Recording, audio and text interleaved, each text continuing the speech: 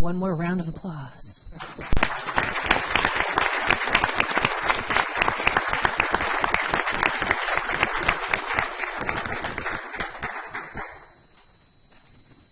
And I want to say, too, you are all welcome to stay for the rest of the meeting, or you're welcome to go on with the rest of your evening and enjoy this fine weather that we're having. So feel free either way. Your choices are fine.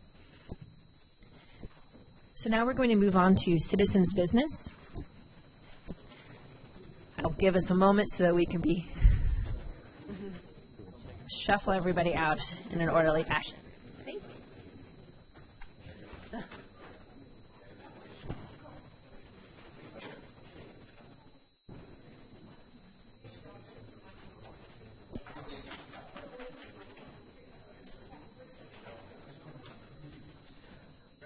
All right, so I'll go ahead and read my information about citizens' business. Mayor? Yes. Before you move on to that, approval of final agenda. Oh, I'm sorry. I skipped one. Thank you. So we'd move back to approval of final, and I guess I could have just looked up at the big giant screen that would have indicated that for me. Thank you.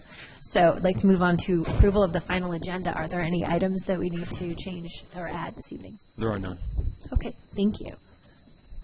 I know. All right, now we'll move on to citizens' business, and I will read the information I have about it. Any member of the public wishing to speak to the council on any items listed on the consent calendar or any matters not listed on the agenda that are within the subject matter jurisdiction of the council may do so at this time.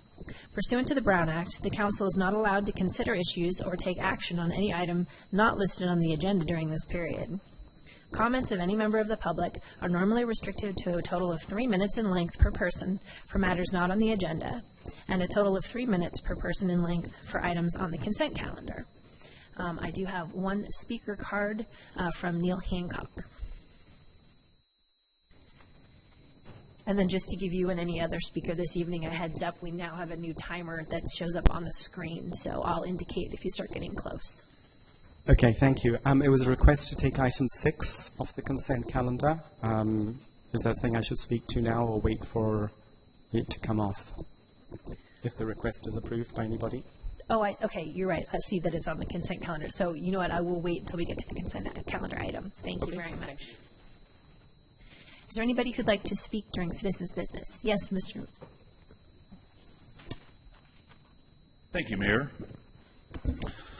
Tonight, I'd like to welcome all of our viewers at home in Cotati who are watching this on television and in Rohnert Park as well. Welcome. For many years, almost 20 years, Cotati has refused to televise and record these proceedings for the benefit of people who cannot make it down to these meetings. Our elderly, our parents with young children, those with disabilities were not able to come down here and participate. And where this program is going to be able to go in the future is that you folks at home are going to be able to participate right from the comfort of your home. Just give it time. But it was over 20 years ago where I brought televising the meetings to the city of Rohnert Park. I established that program, and within a couple of years, the city of Rohnert Park took over that program.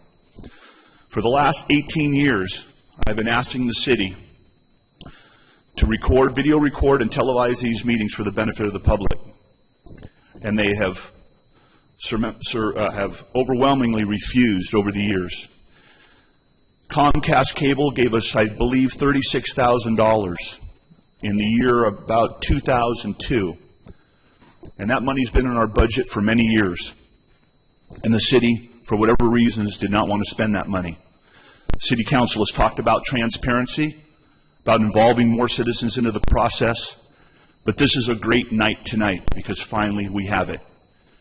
And the council deserves some credit for finally biting the bullet and deciding to spend these funds. But it should not go without being said that we are all responsible, myself included, for not pounding the podium hard enough, demanding that we spend that money and include the public into these meetings, and the children, and the high school students, people who were working on Tuesdays and Wednesday nights who could not make it to these meetings and wanted to review them. There's a lot to be gained from videotaping these meetings. There's body language. There's emphasis. And there's also council theatrics. So I applaud the fact that we're actually recording these meetings and live streaming them and so forth. But the public should not forget that there are citizens behind the scenes who pushed at every budget meeting over decades to bring this to you. And in fact, in 1998, I offered to put this system in for free. No charge to the city. My colleagues and I sat here, gave a full presentation, and offered an estimate to the city council that we'd put this in for free, on videotape at the time. But we could have played that at the local cable company. So congratulations. Welcome people from Rohnert Park and Cotati to be with us tonight. All right, thank you. And just to clarify, the building here is ADA compliant, so we've never turned away anybody who's had disabilities. So just wanted to make sure that was clear. And luckily, which was nice with the swearing in, we had lots of children present. So is there anybody else who would like to speak during citizens' business?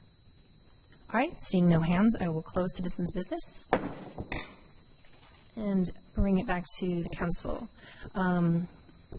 Do we have any direction on future agenda items that we'd like to bring up at this time? Yes, Councilmember Deloso. Yeah, just bringing it up one more time, just kind of seeing where this might be in the process. We talked about coming sometime maybe this summer or fall of this year, I think, the smoking ordinance, or at least looking at it with shared walls and multi-units. And I'm just kind of wondering, I know Santa Rosa has gone through quite a bit of the public process on that, so there's been a lot of information that we've gleaned from that. And also, I spoke to State Assembly Member Mark Levine, who's also has a bill that he's been pushing forward on this as well. So I'm just kind of curious, are we sort of still on track for summer, fall? Is that possible? We are, yes. Yeah, we have a meeting set up with some of the local bar owners to go over the proposed ordinance to get their input before we bring it forward. Okay. No, that's great. I just want to make sure we're still rolling. Thank you. Any other future agenda items that we wanted to add? Okay. So we'll move on to the consent calendar. I'd like to move to approve items 3, 4, 5, 7, and 8. Second. I will. All right, we have a motion and a second. All those in favor, please say aye. Aye. Any opposed? All right, please show that that is oh, sorry, do you need to do a roll call vote now that we're doing, oh, okay, fantastic. Learning something new every day with these new technologies. All right, so then, do we want to discuss item number 6? Because I do have a speaker card on that. I'm sorry, to clarify, That's not on. Your microphone's not on. which consent calendar items were those? Can you hear me? Yeah, the items, no, we couldn't hear you. The items were 3, 4, 5, 7, and 8. I held aside number 6 on the motion. Thank you. And Madam Mayor, through the chair, I'd like to request we pull item number 6 to be discussed. And then, Madam Mayor, if you're going to pull item 6, then I need to leave. Okay, so we will excuse Councilmember Harvey, and we will. Pardon me, Yes. Councilmember Harvey. It appears that you're recusing, and if you could just state that for the record and the basis I'm before you leave. recusing because the property is within 500 feet of my home, so that's why I'm Thank you. recusing myself. Thank you.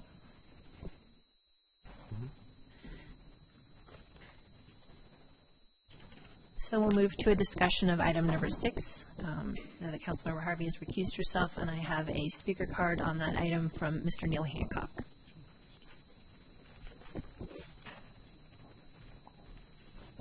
Yes, good evening, Council. Neil Hancock. I'm actually speaking more about the general philosophy or the general area of the Cypress water tank. It certainly is very detailed what's on the record, so I don't have any comment on explicitly what the item is, and other than supporting it. But I would just like to say this is in a very nice location in Cotati. We personally, my wife and I, have donated property in the past to facilitate people in Cotati being able to walk around. And this particular property could be used as a linkage to be able to allow people to walk from Cypress Avenue over to Loma Linda. So it might be that in the future there is some other dual purpose activity that could happen with this property. So I would just like to ask on this a question: is there any reason why in the future, given due process and stuff, that this might not be opened up to also having a pedestrian path that would go through it, so that people could actually walk from Cypress up the lane and cross into Loma Linda? And of course there would be the normal security protection that would be made, but we have water tanks elsewhere in the county that are very open and protected. East Bay Mud also has systems that are very protected and have access by pedestrians nearby. So I'd just like to ask the question, is there any reason why in the future, given what we've actually got in place tonight, that it might not also have a dual purpose usage? Thank you very much. Thank you for that. So is there anybody else who would like to comment on item 6, the Cypress water tank? All right, seeing none, I will close public comment on that item and bring it back to the council. My understanding to City Manager Obiad is that you did respond, if you wanted to speak what your email response was. Sure. I mean, normally the main issues would be security of the water system itself, and of course any neighbor concerns that may arise from a path adjacent to some private properties. And I did also want to bring up that the potential for the linkage between Cypress and Loma Linda did come up in the inventory of issues from the walking audit that was done prior to the last pedestrian and bicycle master plan update, but it never elevated to a significant public discussion, so it wasn't vetted at that time. So just as way of background, I just thought I'd put that out there for you. Okay, thank you. And Is there a question? yes, Staff? Councilwoman Dawson. So the path that's there to and either beyond the water tank, once that's all completed, is it precluding, and I understand safety-related concerns, and I'm sure there's examples out there where it's been dealt with in the past where there's public access past a public water system. But does this project preclude any future potential public access? I think that was kind of my keen interest in this one. Yeah, it doesn't preclude any access. That's still the prerogative of the city to provide in the future if it's deemed to be a project that we want to do. One of the things obviously that would have to be looked at too, I forgot to mention, would be just space constraints. Because with path security, you have to put up, some sort of physical barrier to keep people out of the water tank, for example, and that takes up some space and just making sure it fits. But there was nothing that's being proposed as part of the property acquisition that precludes any of that. And if we go that route in the future, we would go through a public process, so property owners nearby would be contacted and so on and so forth, like we normally would do. Yeah, if we were to go through something like that, I would imagine it would be part of like a final design process for the tank itself. Okay. Or something like that. Great. Thank you. Okay, any questions on this side? No, we're good. I don't have any, no. Okay, so then I would be looking for a motion. I will make a motion that we authorize the city manager or designee to purchase the described property rights that are a portion of 8693 Cypress Avenue, APN 144-430-002, take any incidental actions necessary to consummate the property purchase and approve a related private party access agreement. I'll second that. All right, I have a motion and a second. All those in favor, please say aye. Aye. Aye. Any opposed? And then we'll show Councilmember Harvey as abstaining. Thank you. Oh, thank you very much for getting here.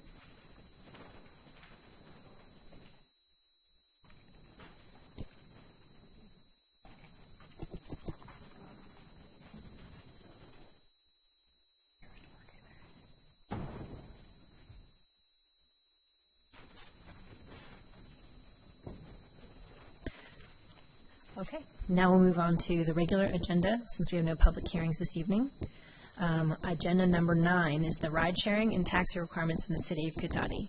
And for that, I will turn to City Manager Damian Obid. Thank you, Mayor, members of the council. So the taxi cab industry has been regulated locally throughout California since the 1930s. State law requires that cities and counties adopt an ordinance or resolution that creates a process for issuing local taxi cab permits, registering or establishing taxi cab fares, and requiring alcohol and drug testing of drivers.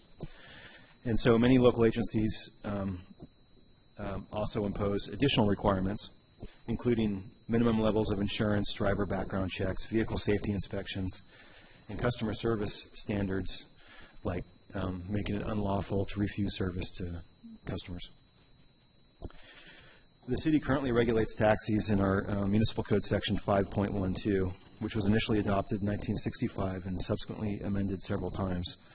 And in the staff report, you'll see an itemized list, 12 items, that goes over the main points of the ordinance and how it regulates taxi cabs.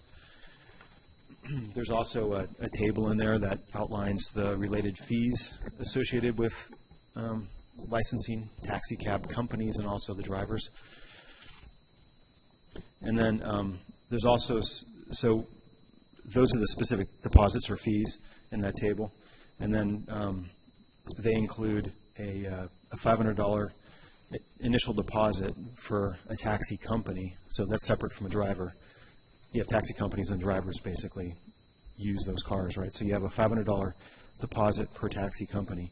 And that's for the initial insurance review, public hearing, staff report, and the certificate of convenience deposit. And anything like deposits, anything unused would be refunded to the taxi company at the end of the process. There's also a public hearing notice charge. It's $25 per taxi company. And so again, there's all the initial process to get the taxi companies licensed here in the city. And then for the drivers, there's an initial permit fee, which is $170 per driver permit, and then an annual permit renewal of $25 per driver permit. And then there's also some related indirect costs, such as providing the city with DMV driving records and live scan background checks for each driver. And so in terms of state regulation, it's since 2012, when we had these ride-sharing companies such as Uber and Lyft, and they came into the marketplace. And initially, they were unregulated. They just were ahead of the regulatory curve and hadn't caught up with them yet. But in November of 2012, the California Public Utilities Commission announced that it would impose fines on Uber, Lyft, and Sidecar for operating unlicensed transportation services. And then shortly thereafter, the CPUC agreed to allow the companies to operate while it sorted out the regulatory issues and opened a rulemaking proceeding in December of 2012. And then in September 19th of 2013, the CPUC ruled that the ride-sharing companies offer what's termed a prearranged form of travel, which officially brought them under the CPUC's regulation. And I should point out that all the different types of ride-sharing are generally regulated by the CPUC. The one exception are taxis by state law are regulated by local jurisdictions. And so that includes limousines and airport shuttles, and all those types of transportation services are regulated by the CPUC. They're typically, because they're termed prearranged forms of travel typically, as opposed to a form of travel that you can hail from a curb, which is like a taxi. That's the distinction that the CPUC makes between the types of transportation services they regulate and the types of transportation that local jurisdictions regulate, which is just the taxi service. And then in April 2014, the CPUC granted a limited rehearing of its 2013 decision on several of the issues, including insurance coverage, driver drug testing, and commercial license plate requirements. And then while all this was happening, the state legislature passed a new law requiring ride-sharing drivers to carry $1 million in liability insurance. So there is that current regulation while the CPUC is working through the rulemaking process. And then there's also some related services that Uber and Lyft offer that have been ceased while the CPUC is working out additional regulatory. Uber and Lyft went into like limousine type charter services and other things like that, and I think that's currently in review with the CPUC to see how that falls out. And then finally, there's, as you can imagine, with the regulatory uncertainty and the fact that there's a new transportation model in the world today, it generates a lot of litigation. And so there's a lot of litigation between the drivers of these ride-sharing companies against the ride-sharing companies, and there's litigation from the taxi industry against the ride-sharing companies. And so a lot of that stuff is sort of in the mix right now, as well as the CPUC rulemaking process on how the ride-sharing companies will ultimately be regulated. And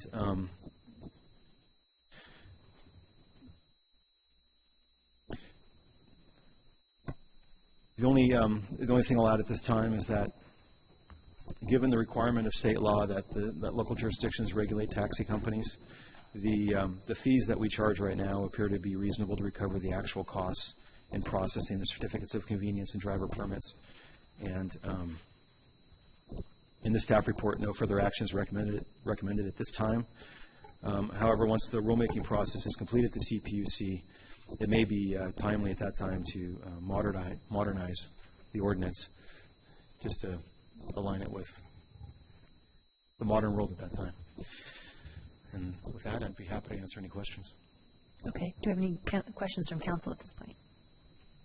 No? Okay. Seeing none? Yes. Yes. Sorry, Vice Mayor Moore.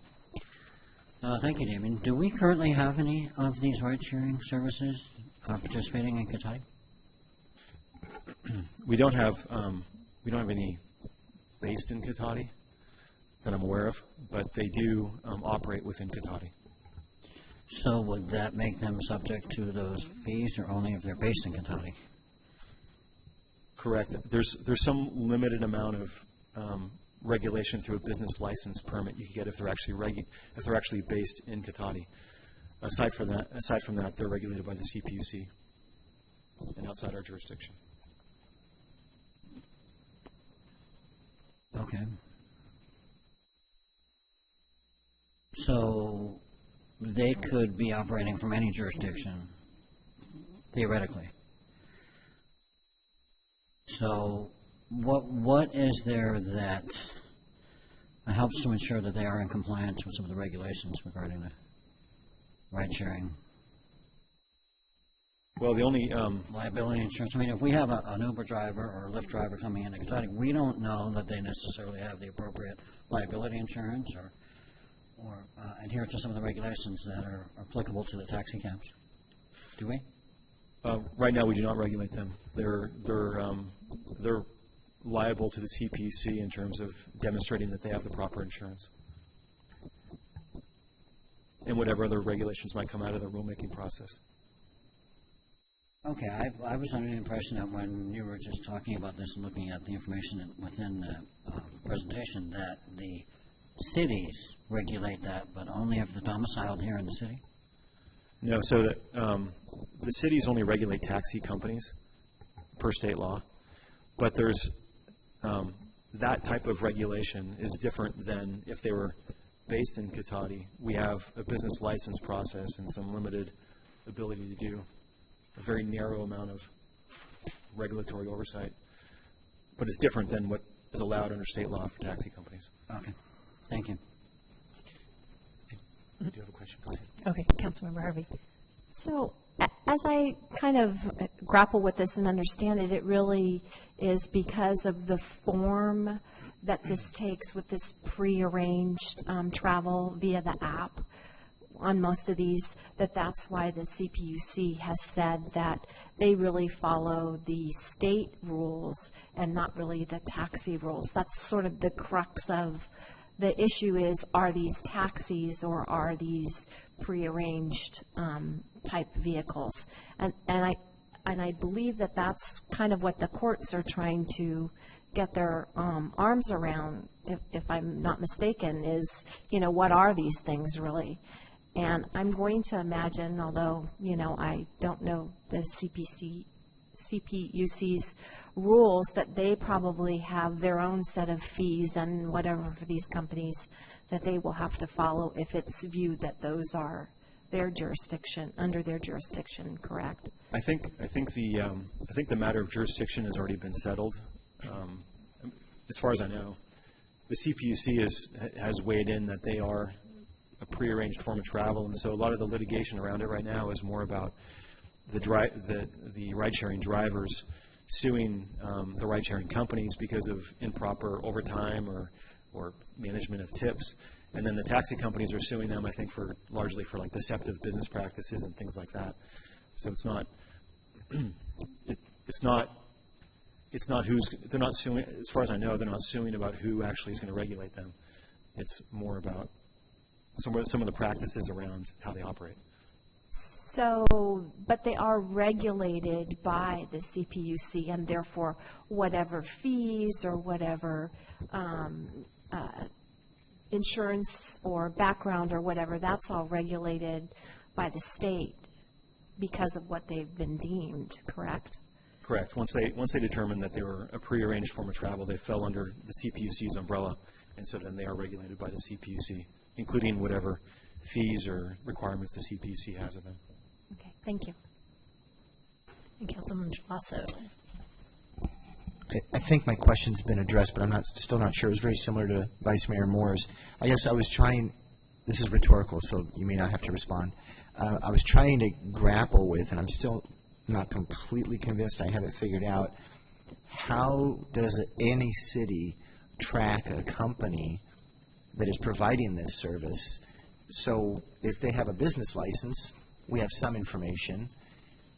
But beyond that, what's to preclude a company to provide some kind of a taxi service in any jurisdiction?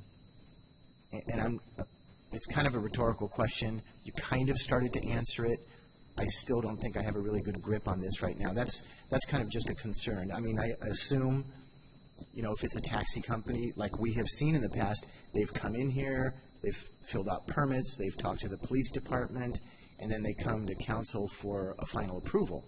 That's a perfect process. Does everybody do that? And I don't know the answer to that. I'm not saying you should know the answer to that. That's just that's my concern that's out there right now, and I don't have a grasp of the answer for that. I just don't know. I can say that the whole taxi industry and the regulation of the taxi industry, given that it started in the 1930s, it's a pretty well settled area of regulation. At least it had been up until the ride-sharing companies came into the mix. And when companies, these ride-sharing companies like Uber and Lyft, have been operating, and the CPUC is working through the rulemaking process, I don't know how that's what the rules will be at the end of the game, and what sort of notification the local jurisdictions, if any, would be required when all that's done. Right. Well, we'll have to wait and see on that one. But I guess that's the outstanding question for me still. Thank you. Okay, yeah, and I think the overall takeaway from this too is that there's so much litigation going on right now that everything is completely unsettled. And so until we can get a handle on what we can and cannot do as far as saying only taxis in Cotati are allowed, or this is where taxi stands are located, or where right now all we're doing is receiving and filing the staff reports so that we have an idea of where we have a little bit of background, so that when it gets to the point where we are able to actually take action, we'll have a better idea of what we can and cannot do once all these case laws, darn attorneys, settle down. So I wanted to see if we could open up to public comment on the issue of number 9. Yes. Good evening, guys. My name's Larry Holbrook. I was, I think, the first one that came in here and spoke with you guys about it.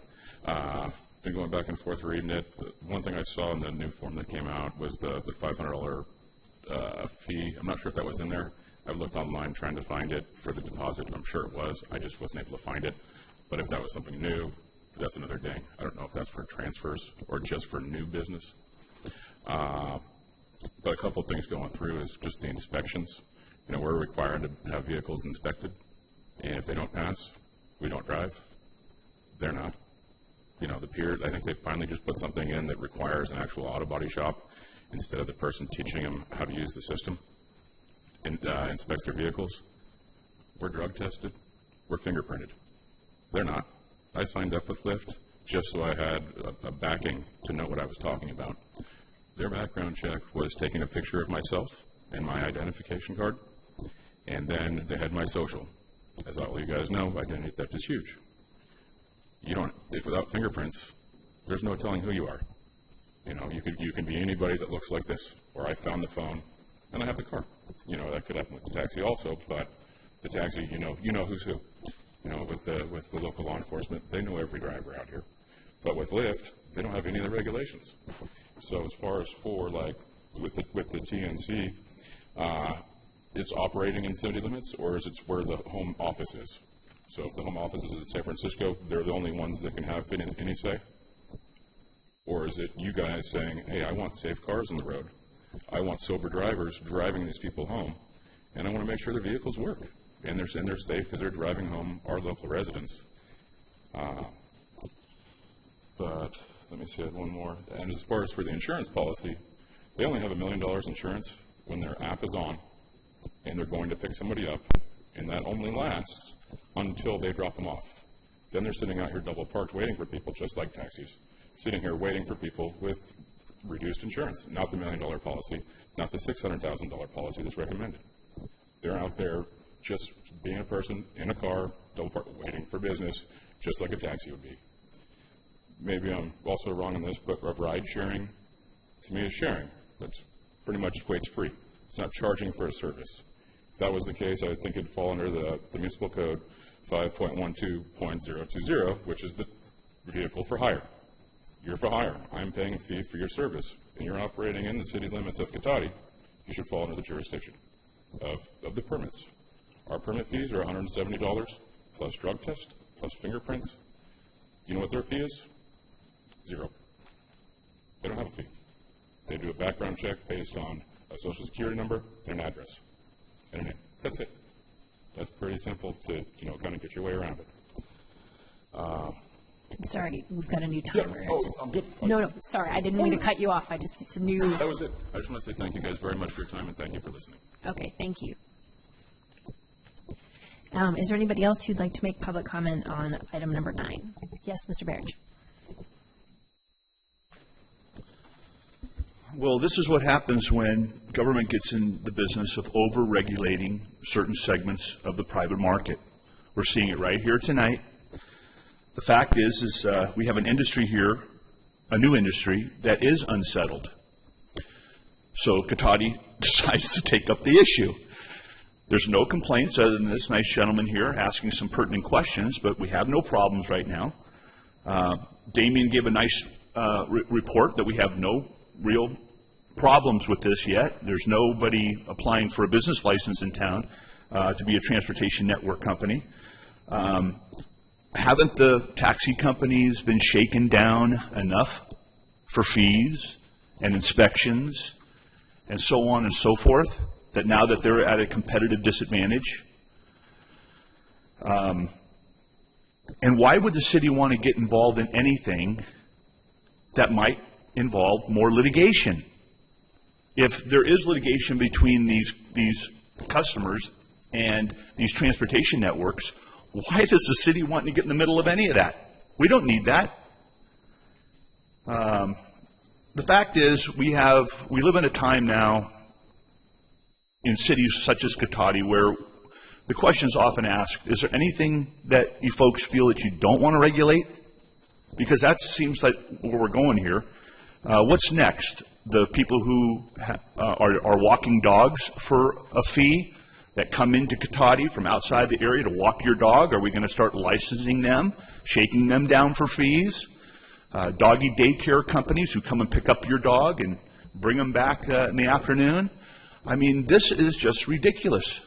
There is no real issue here, and I find it really offensive that when the city had talked about sanctuary cities in years past and about whether or not Cotati should become a sanctuary city, there was all this discussion of, well, we don't want to know who these people are.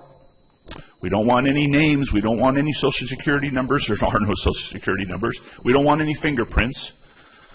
We don't want ICE to have any idea of what these people are doing in our town, and we had this discussion some years ago. But now we want to regulate Uber drivers and make them go through all this regulation, tests, fees. I think maybe it's time that we look at reducing or eliminating all the fees that we charge our taxi companies so that they can compete on a level playing field. Thank you. All right, thank you. And as I stated before, we're not taking any action this evening. We're just receiving and filing the staff report on the issue. So is there anybody else who has public comment on item number 9? All right, oh, yes, ma'am.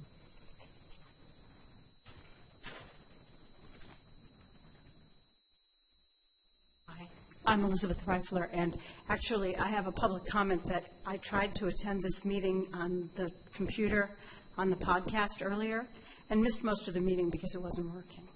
And that's why we came over, and we still did miss most of the meeting. Had you not told me that there was going to be a podcast, I would have been here at the beginning. So I don't appreciate that. It should have been checked to make sure it was working. Is this on item number 9? No, it's okay. not. Thank you very much. Is there anybody else who has public comment on item number 9, the ride sharing? Okay. Seeing none, I will close public comment and bring it back to the council. Madam Mayor, if I might. Just a comment, perhaps some direction. I'm going to thank Mr. Hoberg for bringing it up. I can understand the concern. Certainly it does appear from the perspective of established business and community to be an unfair process. There's some big differences, and so obviously this being a CPUC-controlled measure, we hope that they will resolve this and hopefully wind up at a place where there's a more level playing ground. But I want to speak to the point of why would the city take time to look at this, or why should be involved? And I see 2 clear things that we all have to be concerned about. And that's, number 1, obviously, as fair as possible playing ground for our businesses, all of them, so they compete and do well and provide good service to the community. And secondarily, speaking most importantly of the community, protections for the public. These state requirements for registering, establishing taxi cab fares, requiring alcohol and drug testing of drivers, these are all for the protection of the public. These are why we recover these costs, because they're reasonable fees considering these requirements, and they're good things. They're here for a good reason, and that's why we want to do that. So my direction, I see obviously this is something we have to wait and see what shakes down. This is a bigger fight than just us talking about it here in Cotati. But once that happens, since some arguments date back to 1965, I think it would be time to update Muni Code Section 5.12 and also any other related parts of Resolution 2011-67 and see what we wind up with, because clearly there's an issue here and we're not alone in facing it, so I think it would be smart for us to be part of that. And since we're just filing and receiving, I would ask City Attorney, do we need to make a formal motion on this? No, you do not. Okay, thank you. Mayor? Yes, Councilmember Harvey. Yes, this really was originally brought to us by Mr. Hoberg. Appreciate that. It's new, it's different, and there isn't anything in here where we're getting involved. It was really an informational report. We all need to know more. We now know more. We know that there's a lot of litigation. We're not asking to be part of any litigation. We're not litigating anyone. It's just reported in here that there is litigation going on. It's something for us to be aware of.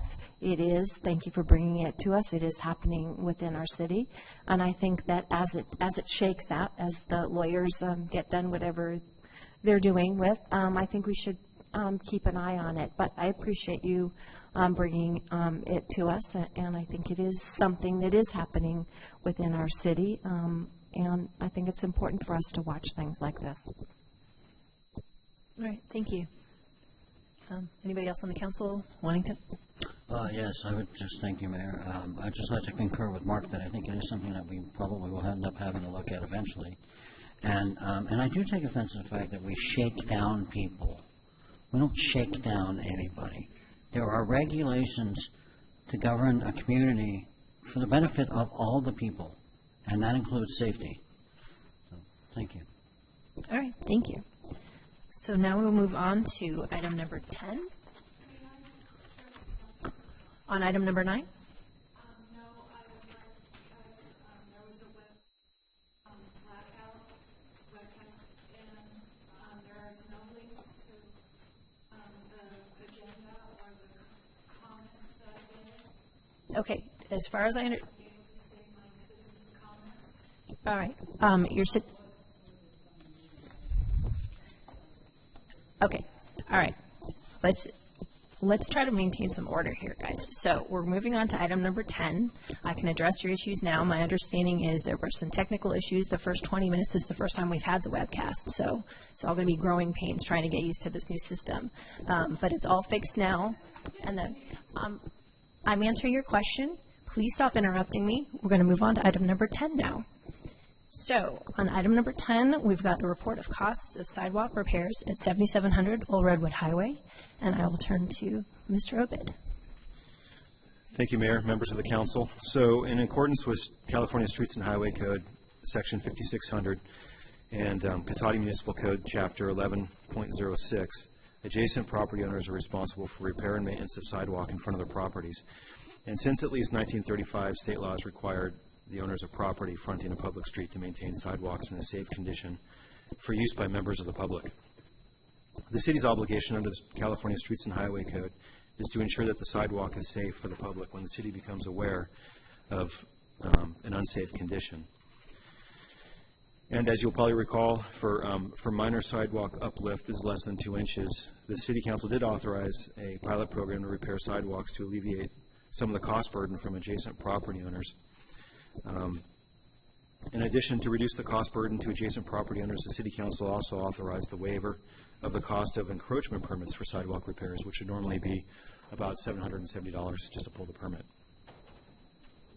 The city received a series of complaints about the sidewalk in front of the section of 7662, 7700 Old Redwood Highway, prompting the city's obligation to inspect and pursue sidewalk repairs as required by state law. Upon inspecting the sidewalk, it was found to be in a state of serious disrepair from what appeared to be uplift due to the tree located behind the sidewalk, as well as utility box in the sidewalk that had sunk in the immediate vicinity of the tree. So on February 19, 2014, and again on June 26, the city sent letters to the property owner of 7662 Old Redwood Highway requesting repair of the sidewalk in accordance with the state Streets and Highway Code. The letters prompted that property owner to perform a property line survey to determine that the damaged portion of the sidewalk was actually fronting 7700 Old Redwood Highway. Therefore, on September 2nd, 2014, and again on September 12th, 2014, the city sent letters to the owner of 7700 Old Redwood Highway requesting repair of the sidewalk in accordance with the Streets and Highway Code. The property owner at this address ultimately did not repair the sidewalk, so the city performed its duties under state law to ensure public safety and contracted with Team Gelati to perform the repair on or around September 25th, 2014. And the repair consisted of removing the sidewalk panel that was uplifted adjacent to the tree, repouring this flag of sidewalk farther from the base of the tree, removing and replacing the sidewalk around the utility box that had sunk in, including raising the utility box to grade. The city subsequently sent an invoice of the direct cost of the repair work, not staff time, of course, but again, this is just repair work only, but not the staff time associated with the noticing and this whole process. On October 29th, 2014, there was an invoice for $3,696 from Team Gelati. It was not paid by the property owner and is proposed to be assessed against the adjacent parcel, which is listed in the staff report. The California Streets and Highway Code, Section 5618, describes the council's scope of review and authority to decide the matter. And basically it says that the council may make such revision, correction, or modifications in the report as it may deem just, after which, by motion or resolution, the report as submitted or as revised, corrected, or modified shall be confirmed. And that's the action before you tonight. And I'll also just point out that attached to the staff report are the maps and the various noticing and noticing that went to the property owners, as well as the actual invoice from Team Gelati, which is the cost that's proposed to be recovered with the action tonight. With that, I'd be happy to answer any questions. Okay, thank you. So I'll bring it back to the council. Are there any questions for staff at this time? Yes, Councilmember Harvey. I was a little confused by the various sets of numbers. So can you explain that? There's number 15,799, and then there's 8,468, and then there's a net due. It looks like there was some payments made. What, did we pay part of it, and that was their share of it? Can you kind of? You're talking about the invoice from Team Gelati specifically, right? Yeah. So There's a couple of them in there. Yeah, so Team Gelati was doing some other sidewalk repairs at the same time that show up on the same progress invoice. But the only item that's in this action tonight is the repair of this specific location, which is that line item, line item 1. And this is items 1, 2, 3, and 4. Sorry, I should also say that line items 1, 2, 3, and 4 are the actual bid items. So we put the work out for bid, and they bid on the line items by unit cost. And so the work fell under line item 1, which was replacing sidewalk as opposed to curb and gutter and curb ramps and that sort of thing. So this is for a lot of other things, and it's just, that is the one piece that's for this property is the The bid abstract includes all the different bid items, but the only bid item we used for this work, for this agenda item, was item 1, which is shown. Thank you. Any other questions from council? All right. Seeing none, I will open this up to public comment. Is there anybody who wishes to comment on item number 10? I do see a speaker card. Mr. Bryant Moynihan. Close. Good evening. I'm Bryant Moynihan. I'm with Nexus Realty Group, Inc. We manage the property at 7700 Old Redwood Highway. I represent the property owner, Shirley Ronsheimer.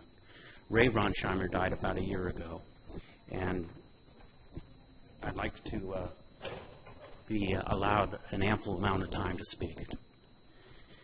You got 3 minutes. Go ahead. That's not ample. Okay, but that's what everybody gets, so go ahead. You're talking about assessing my client in violation of the state constitution. Okay, feel free to state your case. Go for it. State Constitution, Article 13, provides that any property-related fee or tax requires the vote of the people, with the exception of refuse, water, and sewer. We don't have a problem in the city fixing the city sidewalk that was busted by a city tree, or the water meter that sank because of poor workmanship. That is the city's responsibility under the state laws. What we have a problem with is them attempting to make us pay for it. Shirley Ronsheimer, the widow Ronsheimer, has suffered in front of Cotati. You created a specific planned land use that's incompatible with the building. You then ran the tenant out a year ago, ran him out of town that she had in there, and that space is still vacant. And now you're singling her out again to make her pay for the city contracted work. Your staff report is deficient in a number of areas.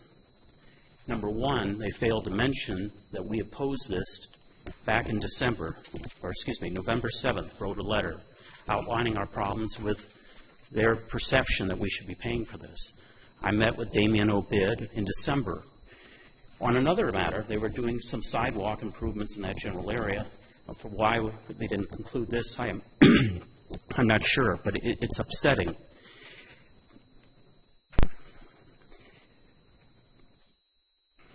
The November 7th letter described in detail why we objected to it, and that should have been part of your staff report. At the end of that letter, we did a Public Records Act request. It was for 4 items. The last 2 were copies of all invoices for work done under the on-call sidewalk repair program. And 4 was a copy of all claims and bills transactions for the payments of invoices received for the on-call sidewalk repair program. They've never invoiced anyone else. And I don't know why they're picking on the widow Ronsheimer, but they've never invoiced anyone else. For the past 3 years, they could not produce any such record. So at some level, you're going on, and I don't think this was properly agendized. Okay, you're over your time limit, so I appreciate you stating I'm your facts. requesting that you extend the time and allow me an adequate amount of time to respond to this outlandish act by the city of Cotati. Everybody gets 3 minutes, and so you've already gotten about. In most of your 3:30, actions, so. Mrs. Mayor, you have the opportunity, as each council member does, to extend that time. And I'm requesting that extension. And I appreciate that. And I tried to ask you to make it very succinct in the 3 minutes, and we're kind of wandering into U.S. constitutional territory. So if you want 30 more seconds, go right ahead. If you have a developer of a business park or something like that come and speak and present, you don't limit them to 3 minutes. That's because they're not coming to public comment. But go ahead. I'm coming here to speak not on public comment, but on this agenda item, which impacts the property that I represent. Okay. So I Do don't you wanna want argue 30 more seconds, or do you not want 30 more seconds? Because the timer's still going, so go for it if you want 30 more seconds.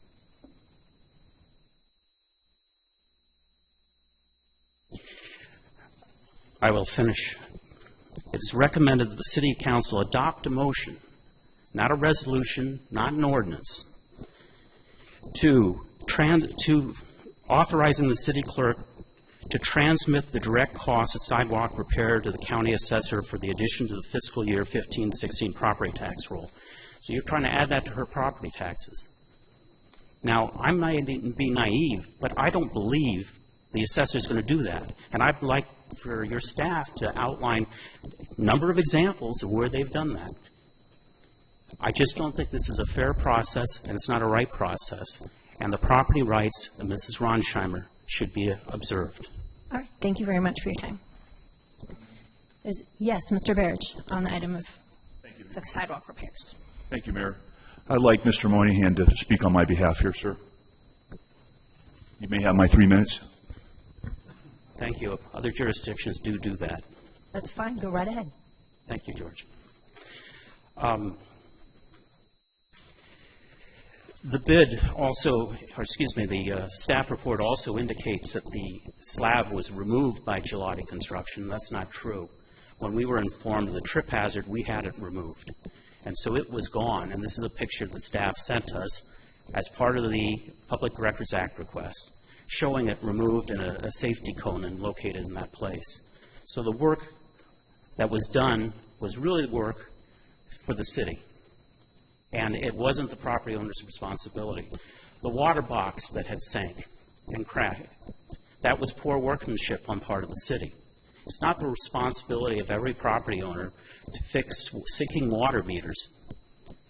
You know, that's not part of it whatsoever.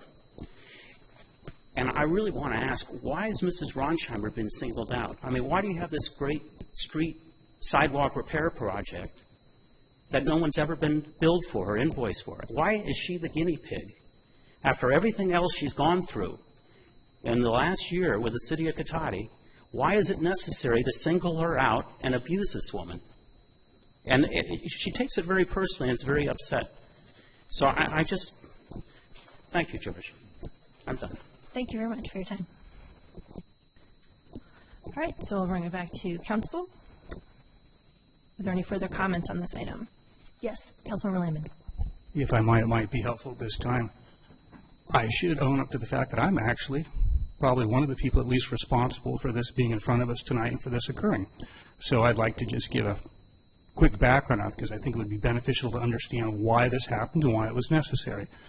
I was contacted, had an initial complaint from a Cotati citizen who has a physical disability that makes it impossible for him to drive a motor vehicle.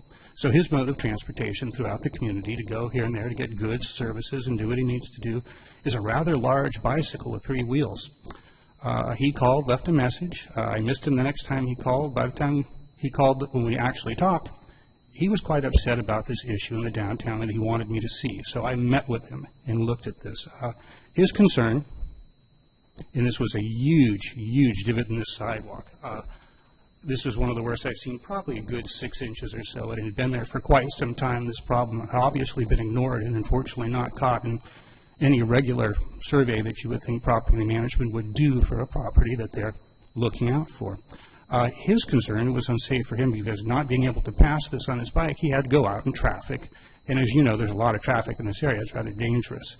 More to the point, his girlfriend is confined to a motorized wheelchair. Now, for her, not only is it impassable, but to make the attempt to go out into the traffic, very dangerous indeed, good chance of spilling. So bottom line, this completely restricted her from being able to cross. So with that, I did take some pictures, forwarded them to the city manager for action.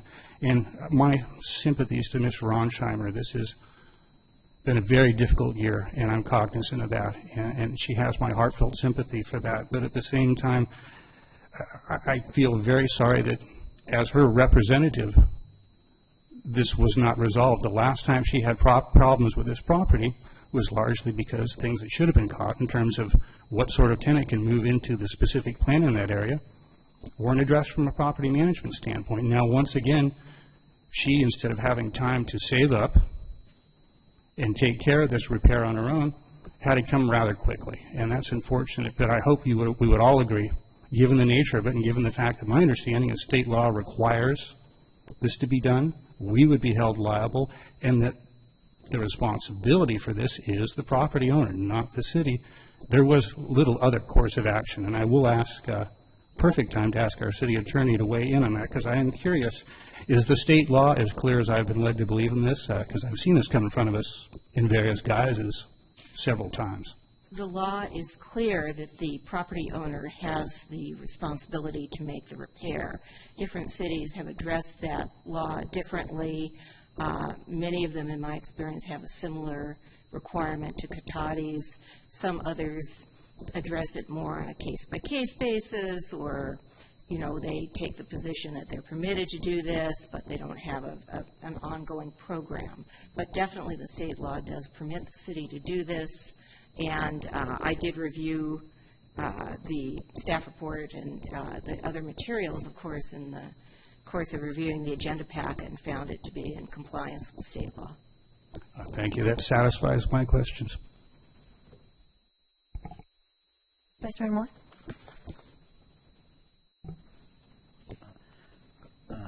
Currently, in all of the various surveys that we may have done with properties like this, is this the only person that we've requested repair their sidewalk in front of their home or business? So the council authorized the program to repair through the pilot program, to repair the sidewalk with 2 inches or less of uplift.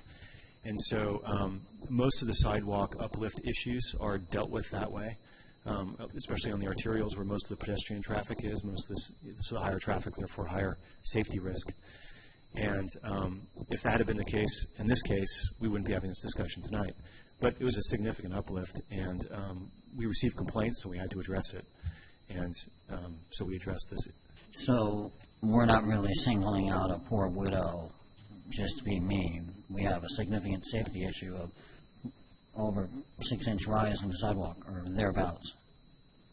Right. I mean, I don't know who the property owner, I mean, obviously I know who the property owner is today, but I didn't at the time. Right. It was a safety issue that had to be addressed. Exactly. Thank you. Yes, Councilmember Harvey. It seems to me that we have had other areas that have had street lift, and those property owners have fixed it. One of my recollections has to do with the Animal Hospital of Cotati. I think when they redid the whole front of theirs because the trees had badly lifted that. So I think that in most cases, the property owners are taking on that responsibility. I know that you've done all you can do to help with that shaving that we're doing, you know, to buy a little bit of time for folks. My recollection is that that program allows, at least gives people like another year, if you will, to kind of, you know, as was pointed out, save, to be able to do that. But ultimately, I think we've discussed this before, and it is the property owner's responsibility. It's not really the city's responsibility to take care of that sidewalk, correct? Correct, and that's actually a good example. That segment of, it was actually a significant stretch of sidewalk in front of the Cotati Animal Hospital was pretty badly uplifted on East Cotati Avenue, and the property owner repaired the sidewalk through that whole segment in front of the property. So we didn't have to do it with our contractors and follow up with a billing.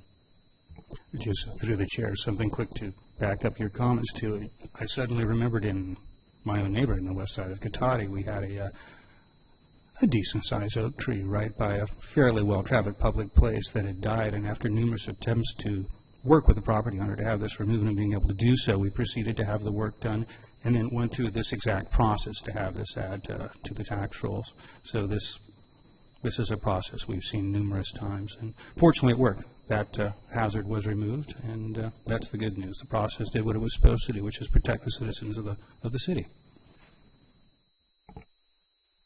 Anything? Okay. All right. Well, I think we've very well covered the issue, so I will just ask if there is a motion.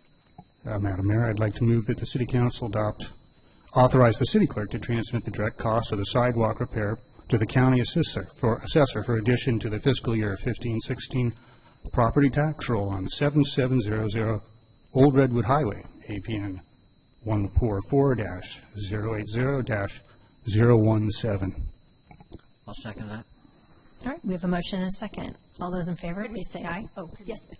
Madam Mayor, just to comply with the exact language in the law, it would be appropriate to include in that motion that you are confirming the report that was presented to you tonight, unless you have any desire to modify or revise. And I'll amend my motion to include that language. I'll second that. All right. So we have a modified motion and a second. All those in favor, please say aye. Aye. Aye. Any opposed?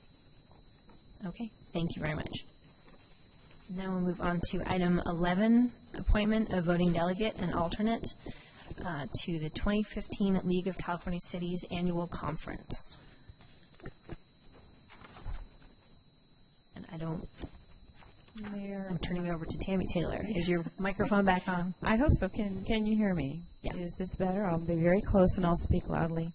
Thank you, Mayor. This is a recurring item that goes along with the 2015 League of California Cities annual business meeting.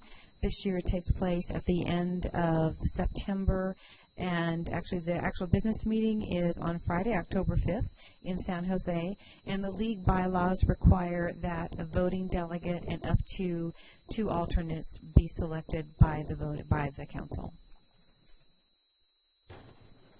Okay, thank you. So I'll bring it back to council. Does anybody have any questions? All right. Seeing none, I'll open it up to public comment. Is there anybody who wanted to comment on the appointment of the voting delegate? Yes, Mr. Barrage. I think it's also important to add, for the benefit of the public, that there is no drug or alcohol testing for council members. And although we have them for taxi cab drivers, not for council members. So does this have to do with the Thank voting you. delegate? Thank you. Okay, that was a little off topic, but thank you for that. Is there anybody else who would like to speak to the actual item, which is the appointment of a voting delegate? All right, seeing none, I will close public comment. Madam Mayor? Can I ask this clarification? Yeah, I think I have a question. I think in the staff report, it says the annual business meeting is on Friday, October 5. I think it should be the 2nd. It should be the because that's the 2nd. Friday. Yeah. Since the conference is from September 30 through October 2. That's I'm correct. assuming. Okay. That's correct. Great, thank you. All right, thank you for that clarification. No, I was going to make sure I didn't need to be there for the Friday as well, so. So I will bring it back to council if there are any comments. Vice Mayor Moore, are you attending as well, or am I solo? I would like to attend if there are other council members that are predisposed to not attending. Okay, I just wanted to find out if there would be one or more of us, so that we needed to designate an alternate. I would be predisposed to not attending, and thank you for generating that new term. I like it very much, so I would be pleased to have you go in my stead if that was the case. So the 2 of you are going. Yes, Okay. so it will be me and Vice Mayor Moore attending. We have 2. We needed to know that before we recommended anything to the city council. Okay. So do I have a motion? I'd like to make a motion appointing Mayor Skillman and Vice Mayor Moore as the voting delegates for the 2015 League of California Cities Annual Conference. I'll second So, that. just to clarify, and I'm getting a nod from our city attorney here, you need to designate one as the delegate and one as the alternate. I would designate, I'm reaching here, Mayor Skillman as the delegate and Vice Mayor Moore as the alternate. Okay, so I have a motion and a second from Councilmember Landman. All those in favor say aye. Aye. Aye. Any opposed? All right, the motion passes. If I can't be there on the end of the day, I will let you know as soon as possible. So now we'll move on to item number 12, the water meter upgrade interfund loan. And for this, I will turn it over to City Manager Jimmy Narco. I know, I think we all need more water. Yep. Excuse me. Thank you, Mayor, members of the council. So on June 24th, 2014, the council held a public hearing to consider entering into a clean energy performance contract with Siemens, contingent on returning to council with final project financing and terms. So following that meeting in October of 2014, the city split out the lighting and retrofit portion of the project from the meter upgrade portion of the project with the goal of improving the available financing options. And in addition, at that time, the city authorized an interfund loan of roughly $300,000 for the lighting and retrofit project. And after going to the private market for the water meter part of the project, the other half of the project, it was determined that the best financing mechanism available was an internal interfund loan. And that's a loan from the Sewer Capital Fund to the Water Enterprise Fund for a couple of reasons. One was that the Sewer Capital Fund has a reserve that's unprogrammed in terms of the capital improvement project plan. So there's no near-term need for some of the reserve in the Sewer Capital Fund. And also the currently available interest rates that money is accruing by sitting there is lower than we could get by basically borrowing it from ourselves and paying ourselves back at a bit of a higher interest rate. And so that way you get the benefit of borrowing the money and also you get the benefit of the interest without having to pay a bank. And the intent of the water meter part of the project is manyfold. And I'll just count off some of the main reasons. And one of the main reasons is to minimize unaccounted for water. And in the water delivery business, unaccounted for water can be a couple different things. There's many factors that contribute to that. And it can be actual lost water, or it could just be water that's measured due to inaccuracies around the timing of meter reads. As you run through the meter population during a week, and there's a temporal difference in the reads that can create inaccuracy. And it's also common in any water system to have unaccounted for water through things like fire flows and damage to fire hydrants. Cars occasionally knock off a fire hydrant and you lose water that way. So there's a variety of ways that any water system loses water. And these are sort of all grouped into what's called unaccounted for water. And also, one of the other intents of the project is to provide customers with better information. Currently, we only read our meters every 2 months, and particularly when there's conservation like this year or droughts like this year, it's hard to give our customers timely information just by the timing of the reads. And then the meter upgrade project will also allow for proactive management of the distribution system. So any network of pipes will have some amount of leakage. It's common. And in the absence of any sort of monitoring system, which no water system basically has, it's a new technology that listens to the city's distribution system and would alert us to leaks in the distribution system so that we can address them as soon as they become known. So currently, Cotati, as well as any other system in the world, basically, unless they have upgraded their meters, has to wait until the leak appears on the surface. Thank you. Excuse me. It's choking him up. Speaking of water. Yeah. Okay, much better. So, with limited water supplies and the high cost of developing new water supplies, the proposed system will ensure that we just utilize our existing water to its fullest capacity. And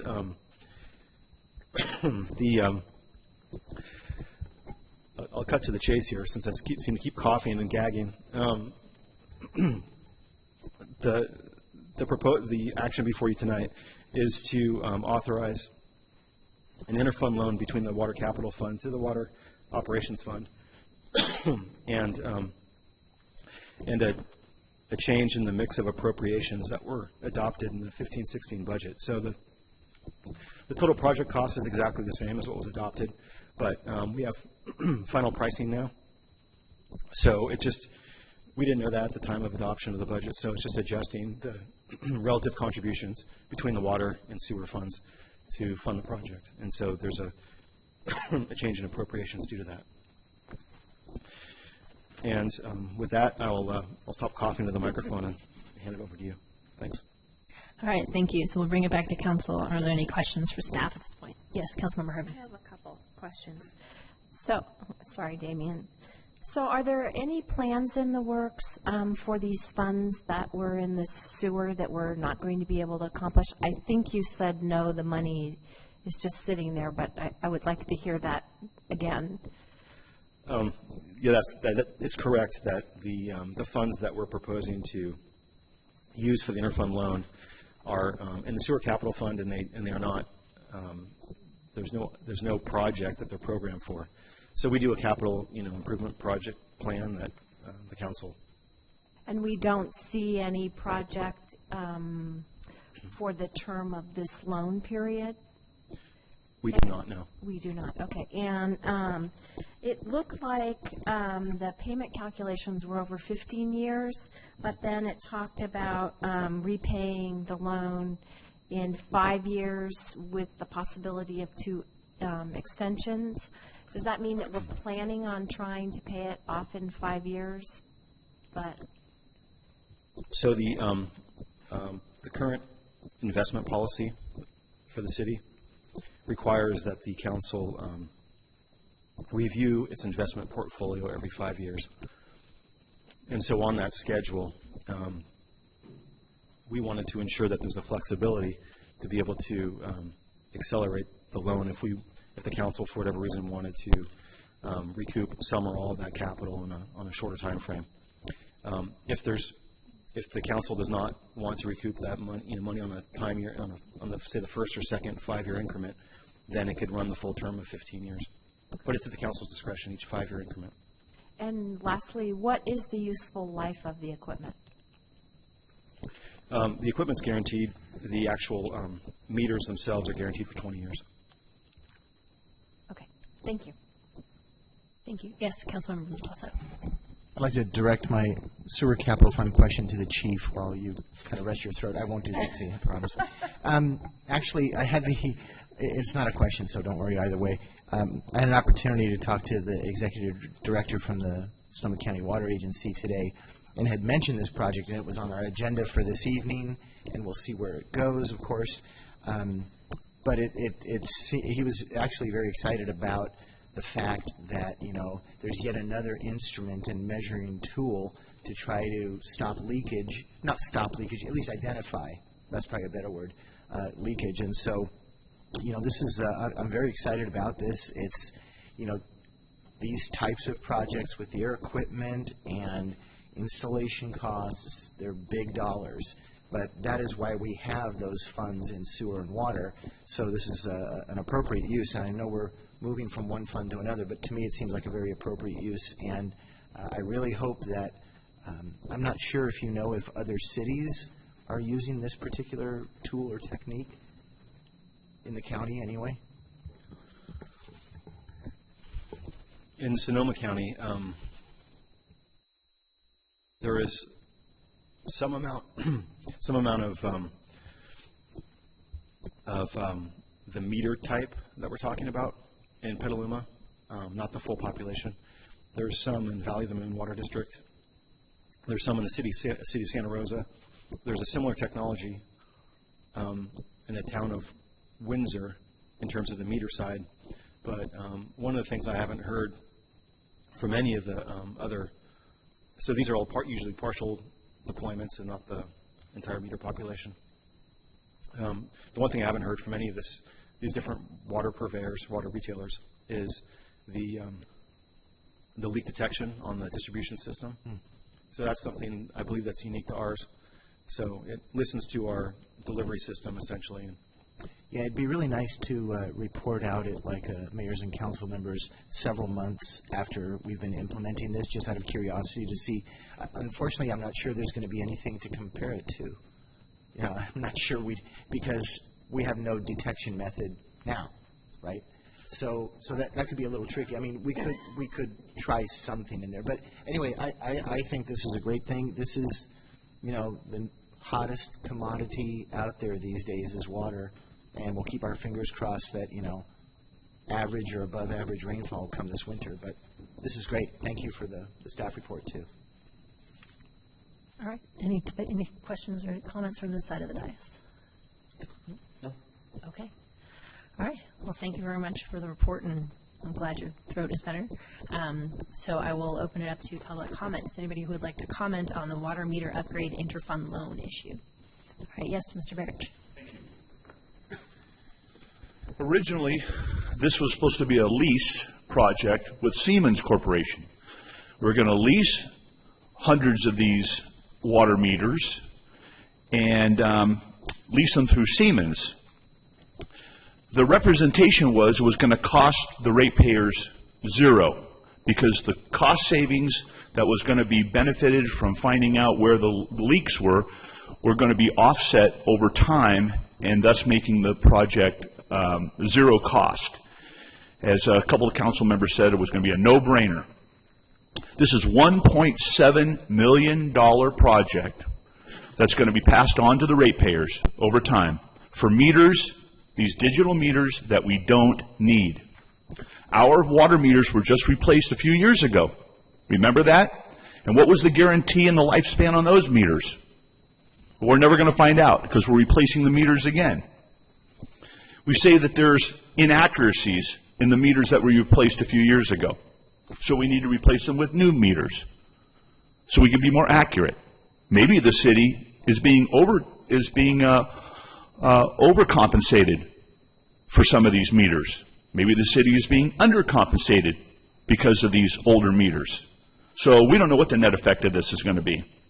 So now we're going to have a 20-year guarantee on these new meters if they ever see 10 years of lifespan. I think this is a huge waste of money. It's supposed to be, this new system is going to give us better alerts. Well, the fact is, the city doesn't do much about the alerts that they get right now, because that's what the citizens and the taxpayers are telling me. They've complained to the city about many leaks and streams and rivers of water going down the streets for weeks, sometimes months, after they've complained to the city, and the leaks remain. So I don't know what these alerts are going to help you do or help you move any faster to do the added repairs. The cost of all this is going to be added to our water bills. Folks, you can count on it. Hold on to your wallets, everybody. New digital water meters, $1.7 million. There's going to be needed repairs for these meters in the future. In fact, there may be water projects in the future, Mrs. Harvey, because she asked this question. There may be significant water projects for the city in the future that are unforeseeable. And we may not have that money because we've spent them on new meters that we didn't need. Thank you. Okay, thank you for that. And just to clarify, we're talking about an interfund loan. So thank you. And I saw another hand up earlier. Thank you, Mr. Hancock.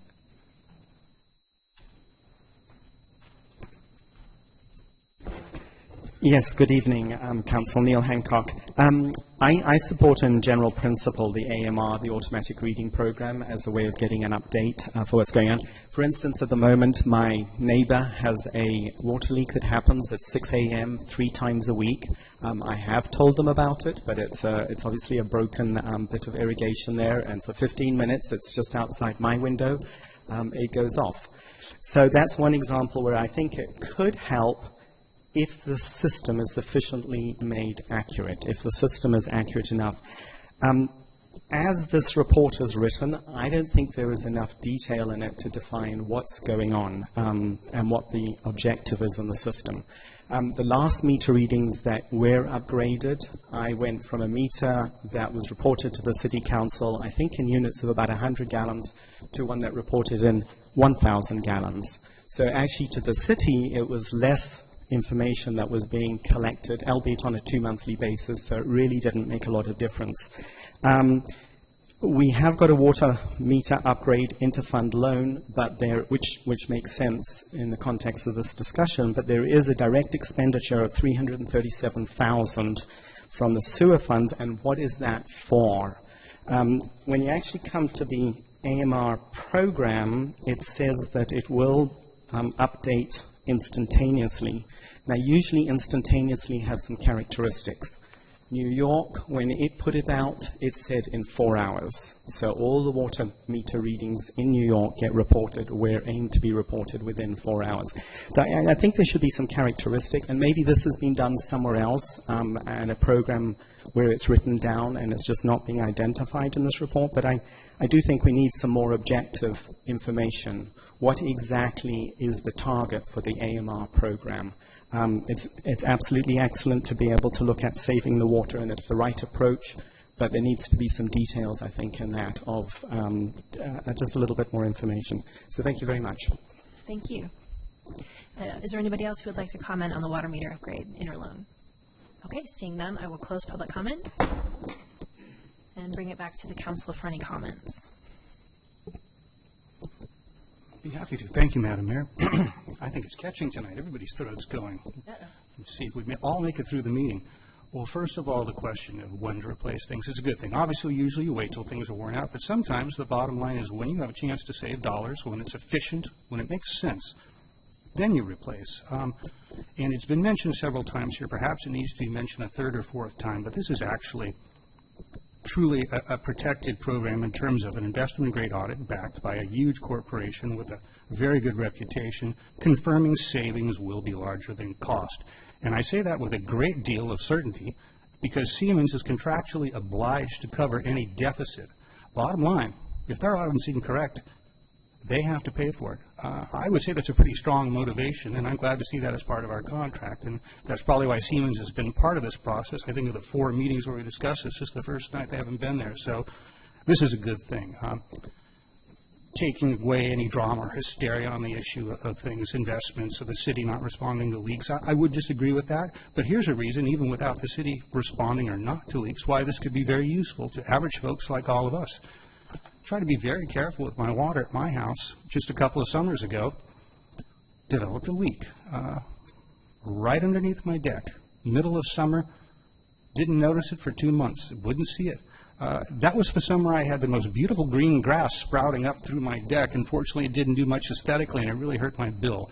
With a system like that, I might have picked it up. And I know there's people who pay a lot more attention to their water than I do, who would certainly derive a lot more value. So look at that as a very good thing and rather supportive. I think we're kind of out ahead with this program, and I think there's going to be a lot of value for the citizens of Cotati. I do actually add, since, to get in the weeds a little bit, which is sometimes where I love to go with these water meter kind of discussions. The newer meters that we've replaced, we're not proposing to replace them with this project because they're new meters, right? So we're taking our population of meters that are older than 10 years old, and only replacing those. The newer ones, we are reprogramming. So it's common in billing to bill at 1,000-gallon increments, and so it just bills to the nearest 1,000, and that's common practice. The So the new meters can read, well, the new meters that will be installed can read to the 10th of a gallon. The existing meters that we have that we're just going to be reprogramming, we'll change the reads from 1,000-gallon increments to 1-gallon increments. So, because they have the capability, they just weren't set up that way when they're installed, just because it didn't make any sense with our billing system. Well, I'm just going to say it makes sense to invest in putting, I think it's clear to all of us, it makes sense to invest in putting a finer eye on how we use water, how we measure water, that's not lost on us, particularly this summer. This is an issue that's going to be with us for years to come. So reimagining our infrastructure to actually face this new reality we all have to live with is a very good idea, I think. Yes, Councilman Rabi. And my recollection, this was ultimately originally put together with the lighting, right? Siemens did the lighting and this. And wasn't it the lighting that was the no-cost pay for itself? I don't recall that this portion of it ever was going to be zero cost. It was, no, the meter project was structured to pay for itself at the end of the 20-year term of the life of the equipment. A 20-year term. Yes, Councilman DeLosso. So it's good to hear how some statements that come out weren't necessarily true. For example, that we're not replacing the newer meters. I think that's an important point for the public to know, and not to hear a statement that is not based on facts. So thank you for that. That was important to hear. Again, I think this is a good project because I think we're moving in the right direction. If we don't conserve water, when we can see where we are after 4 years of a drought.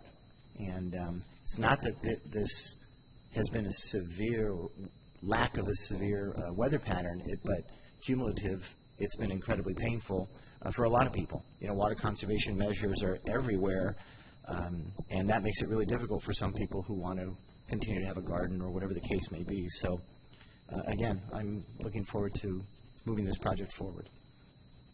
Thank you. Vice Mayor Moore?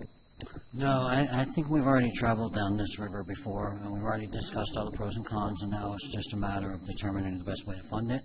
And if we can fund it at a lower cost and actually get a return on the money, that's the way we should do it. All right. Yeah, thank you. So I'm glad you brought that back down to it. So it really is just, do we go to a bank for the loan or do we go to ourselves? And I think this really works out as a win-win for both funds. So, and I also like the idea that after 5 years, if we need to, if there is a project that does come up, then we have the ability to change that and say, okay, now we need to get the money paid back and put it back where it started. And so, all right. Madam Mayor? Yes, go ahead. So you did look at the other financing. Could you share with us what it would be if it was bank financed? I know you looked at that. I mean, this is definitely a lot cheaper, I presume. Right. So the bank financing that was available was the minimum rate that was available was 3%, as opposed to the 1.5 that's proposed tonight. And in addition to that, with the loan, the loan is by an investor, and so they have a lot of criteria that you have to then comply with. So you have to basically reserve a bunch of money in your fund as a reserve for the loan. So not only do you pay more for your interest, you also have to basically obligate a bunch of money that has to sit there as a guarantee to the lender. And you can't. So it's not only the loan amount, but it's also another 25% on top of that that needs to be just sitting there, so that we don't, to make them feel better that we're not going to default and, have not money to reserve to pay for it. So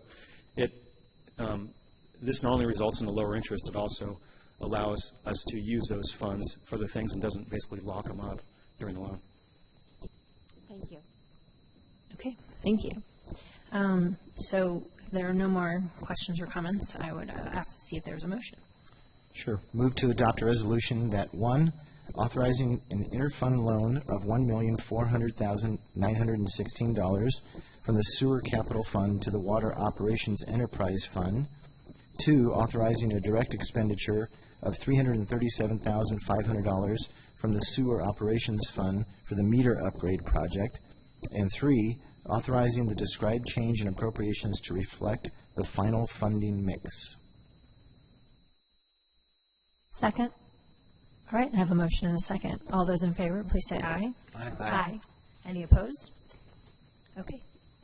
And do I need to continue putting on the record that it's a 5-0 vote, or was, okay. And so may the record reflect that that was a 5-0 vote in favor. All of this webcasting is getting me thrown off my game. I had this practice down. Okay. So we all have growing pains to go through. So now we'll move on to the city manager's report.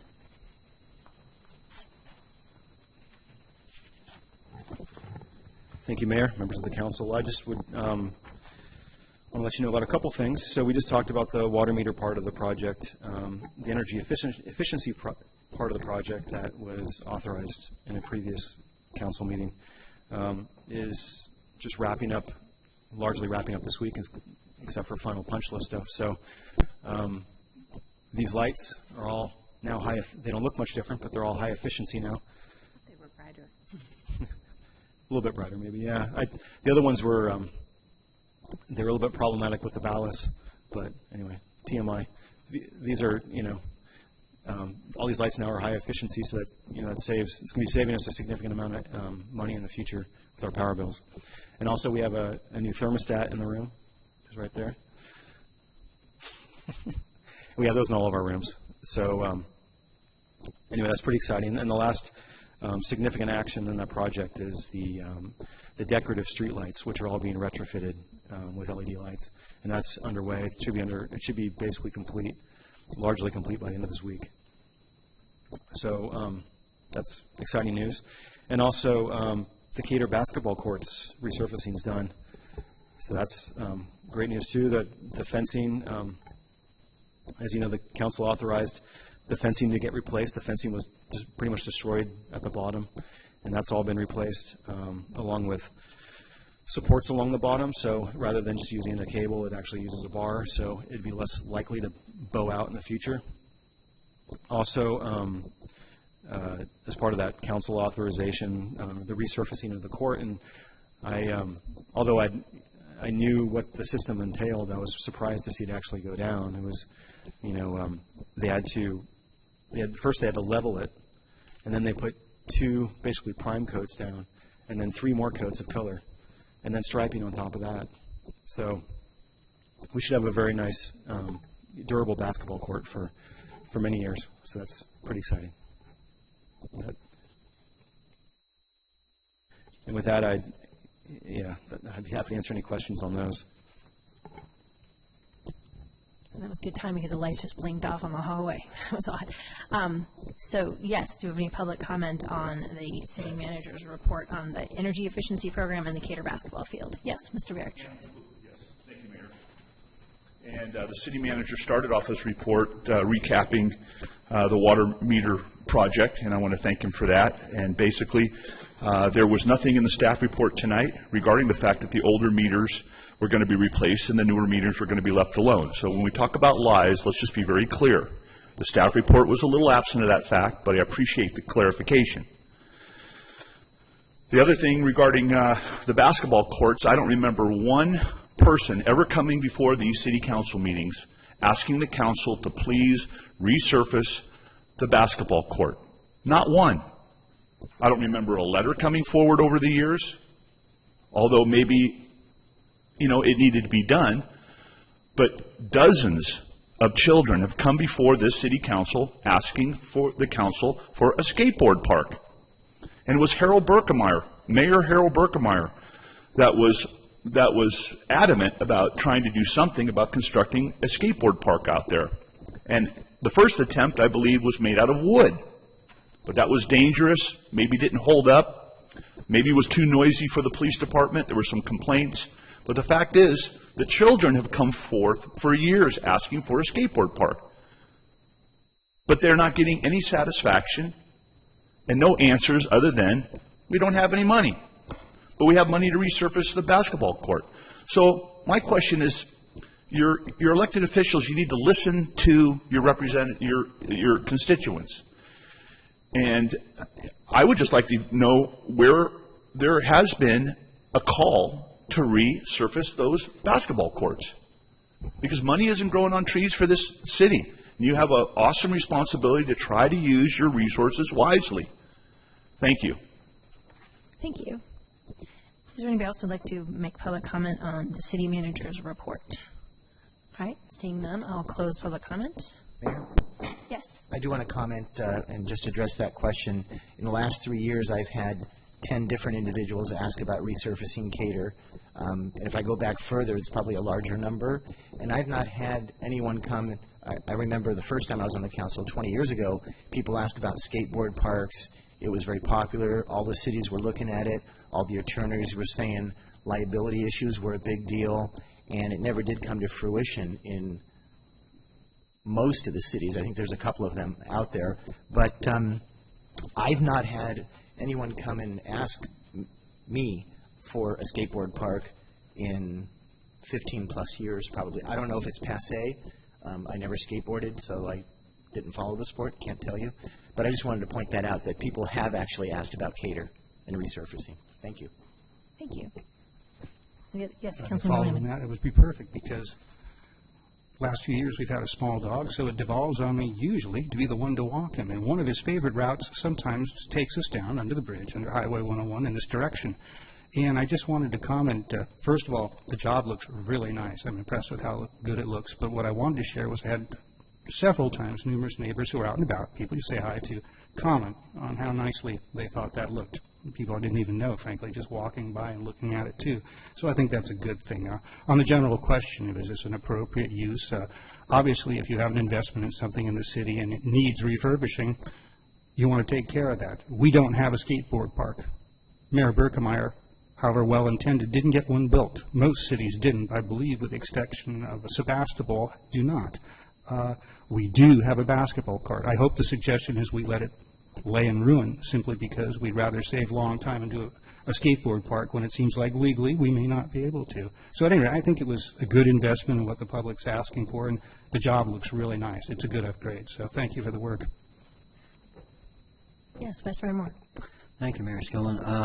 I am thrilled that we've resurfaced the basketball court versus a skateboard park, especially being a representative for Revenue Empire Municipal Insurance and the liability exposure of $75,000 minimum per incident directly to the city. In this city where we have citizens filing frivolous lawsuits for $2 million, we don't need any more litigation.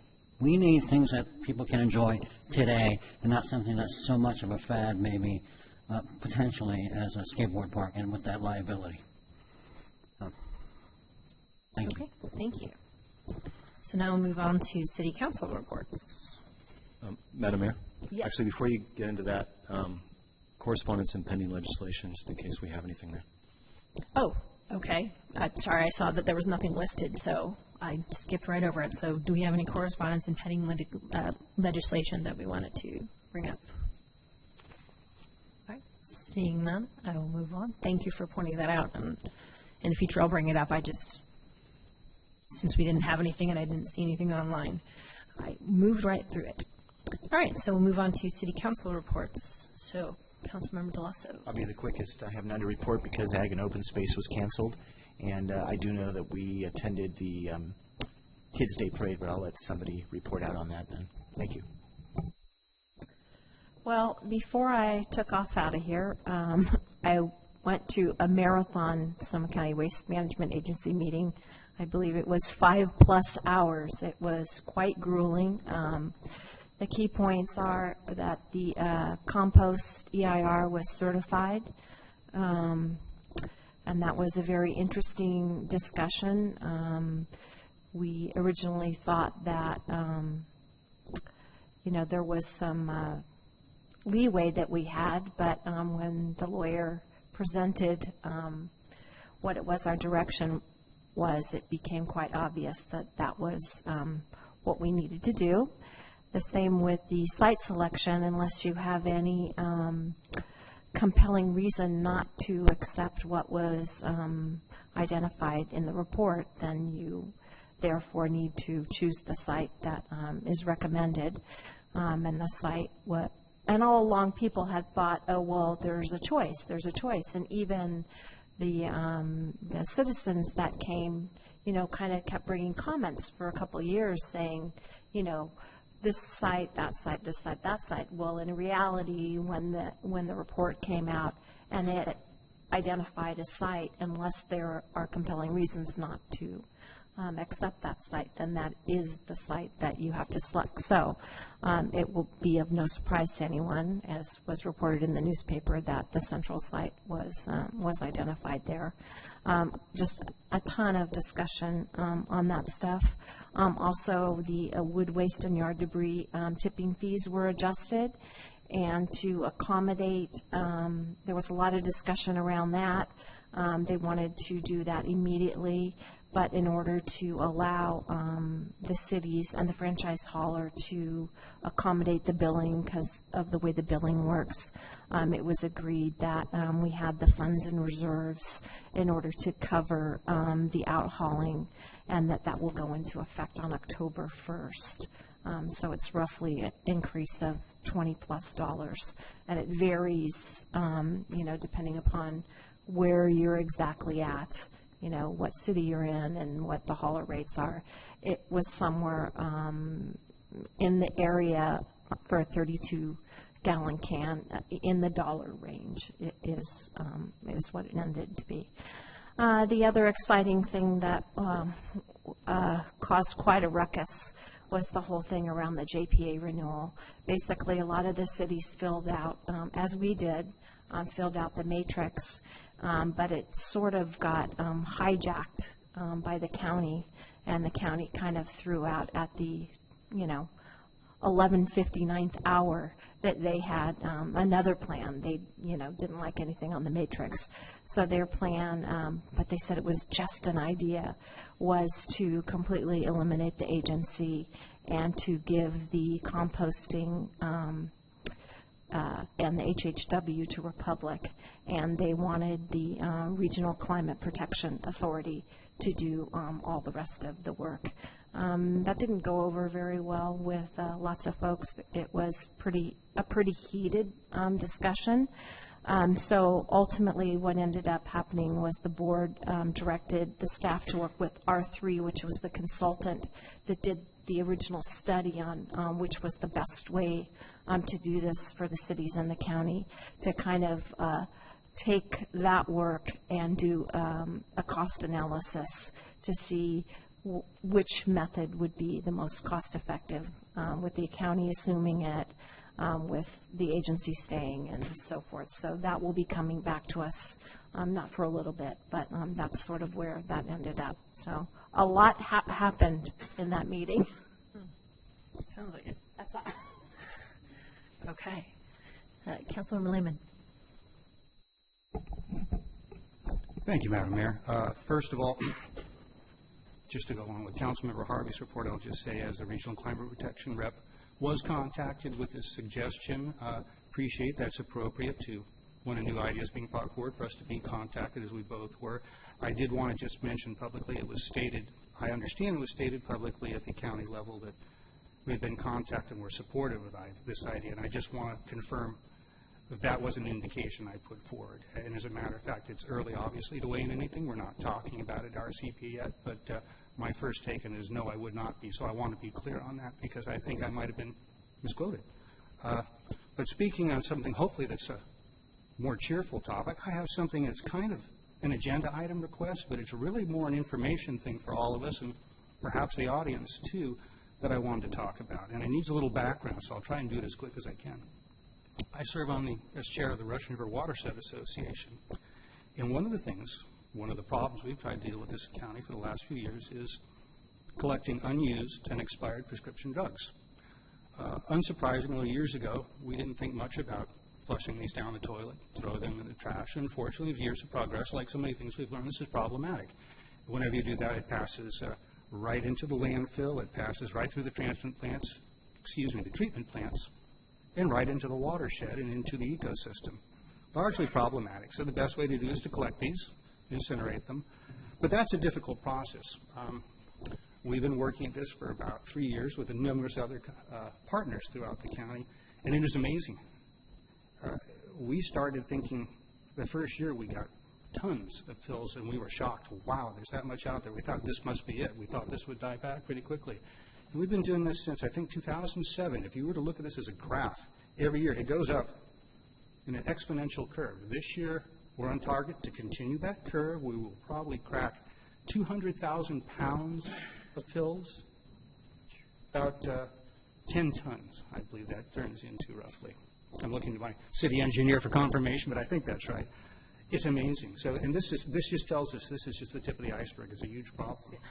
But the problem, of course, is it's very difficult for us to do this. This is the most inefficient way to have local governments trying to find places to put this. There's no clear law.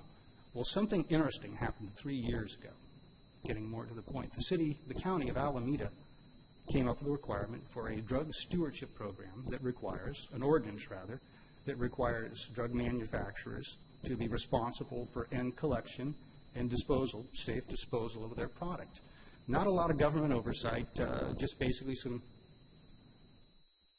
description of what has to be happen, and they're responsible for making sure that it's collected, disposed of safely, and incinerated. This is based on a program that went about 20 years, I think, in Canada, rather successfully there. Unfortunately, the adoption wasn't quite as smooth for the county of Alameda. It had to go through the court system and worked its way up to the Supreme Court. It won at every venue, and the Supreme Court decided not to hear it. So the county won. It is legal to do this. We've watched this, as you can imagine, with huge interest, knowing what a benefit this would be for everybody living in this watershed and in this county to be able to do that. But we were a little reticent, despite the fact that we have a nexus to push this, to ask our county officials to look into something like this, knowing that they would be slapped likely with a multi-million-dollar lawsuit. It's kind of hard to ask a friend to do a favor like that, you know.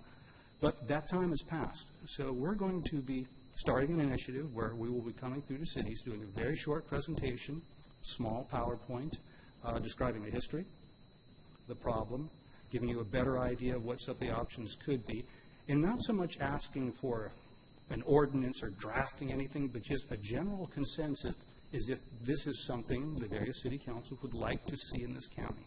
Because we should only generally see if we like this idea or not, because the likely result would be the Board of Supervisors making that final determination, and it would be then up to them to draft something like that, I'm certain, with input from all stakeholders, including the cities, the water agency, the waste management agency.